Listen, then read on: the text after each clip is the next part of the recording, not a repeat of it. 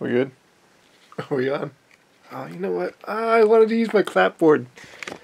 I'm not getting up. I'm lazy. I'm really lazy. Alright, let me at least put myself in the frame here. Hey guys, I just wanted to make a quick note.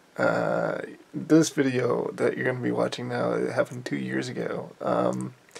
There's a lot of reasons why it never got posted. I never posted this.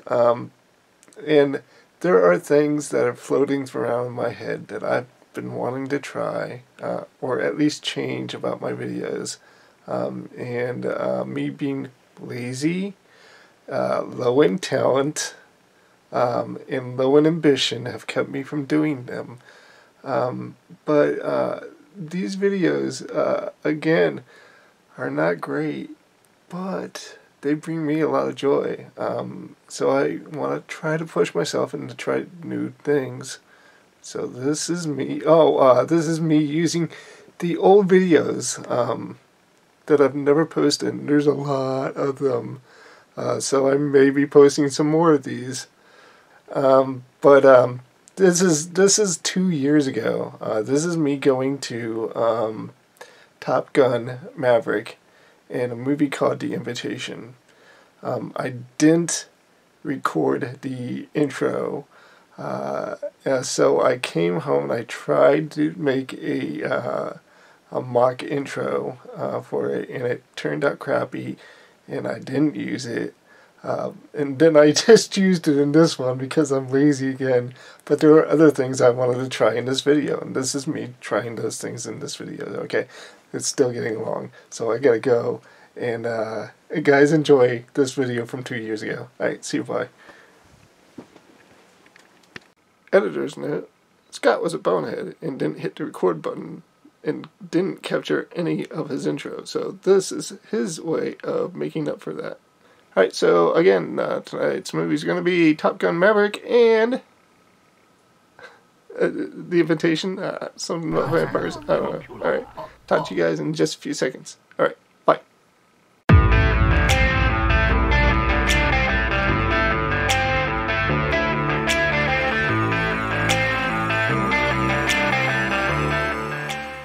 Hey guys, I just got done watching the movie Top Gun Maverick. Let's just go ahead and set up the plot real quick. We're introduced to the Tom Cruise character, Maverick, in the very beginning, where he is trying to break, and does break, the Mach 10 barrier, only to wreck the plane afterwards. As a result of that, he is actually kind of reprimanded and put in charge of a Top Gun class whose mission it is to make it into this dual mountain range setup, so that it's almost nearly impossible to make it into the valley to detonate its target. And I say that nearly is because we're dealing with pilots of the Top Gun program, which, their specialty is the impossible. So that is their mission, is to make it into this valley and to detonate to the missiles into this small cavity at the base of this valley, blowing up the Death Star. But so that's the basic plot, and we are every step of the way we are kind of given the same plot as the original movie. We have these Top Gun pilots who are brought back together, and of course there's big personalities and they're going to clash, which what happened in the first movie. We are given, instead of a volleyball game, we're given a football game. Kind of an unconventional football game, but still a sports game where they're all playing shirtless except for the female and the fat guy.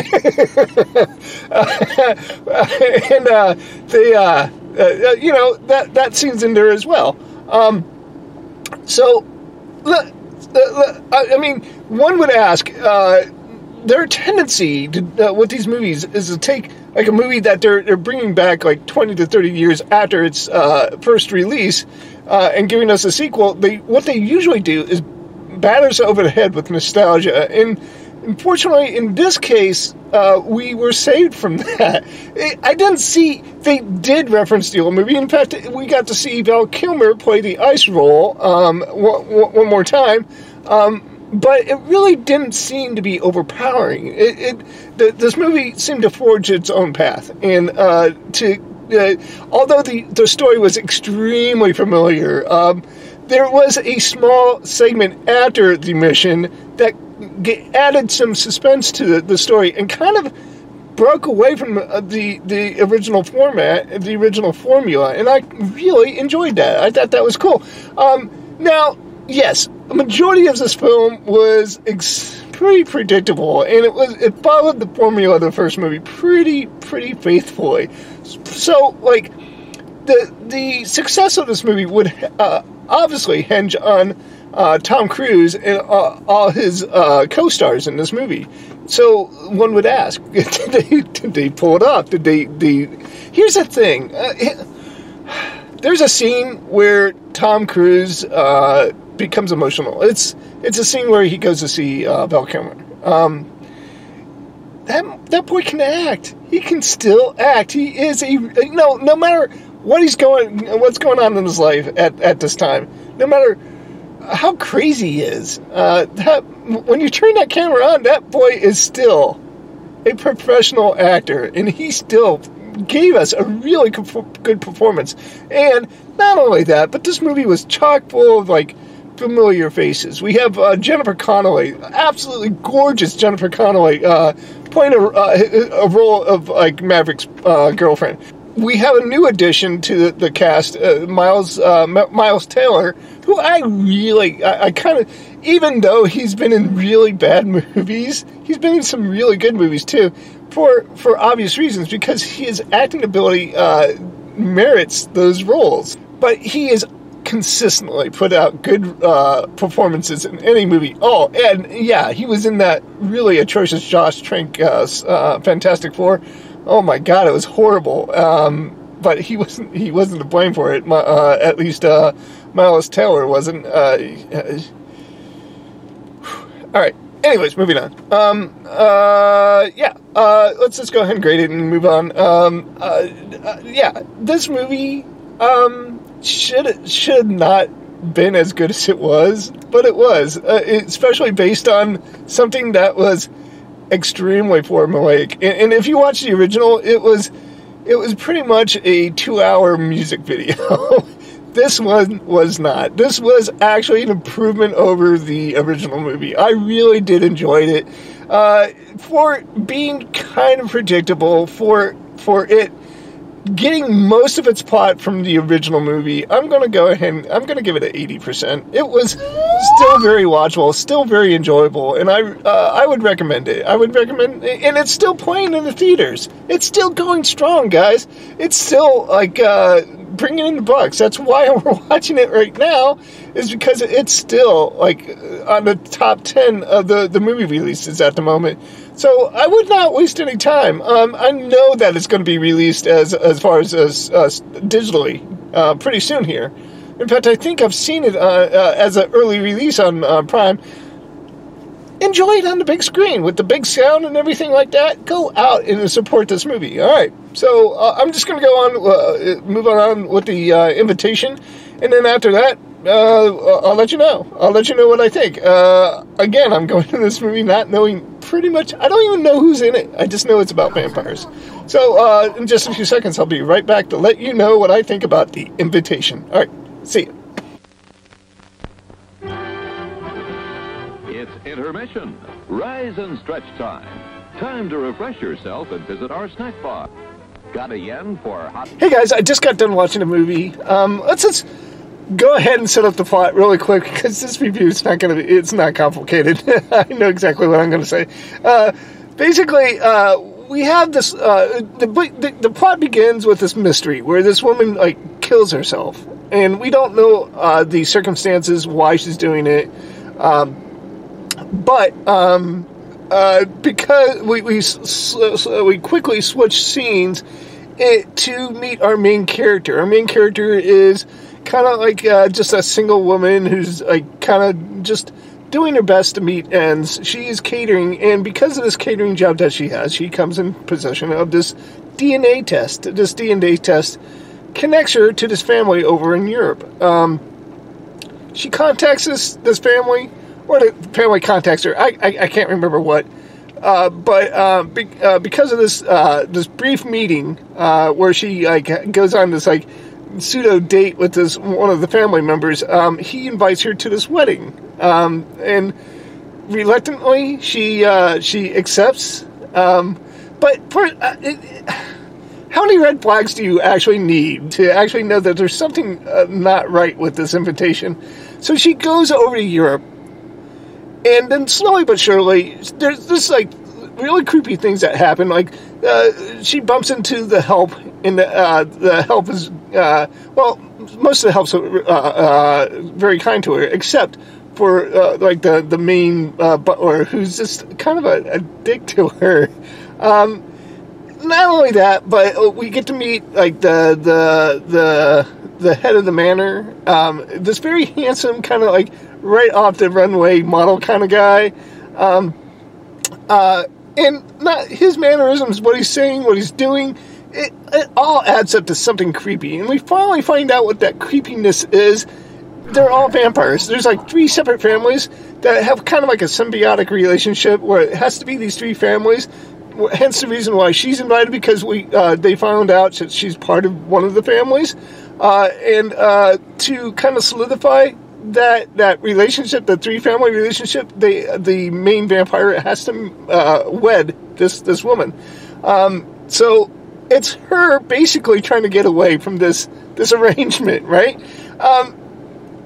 Here's the biggest fatal flaw of this movie. It was boring. It was boring. 3 to 4, three quarters of this movie was just setup.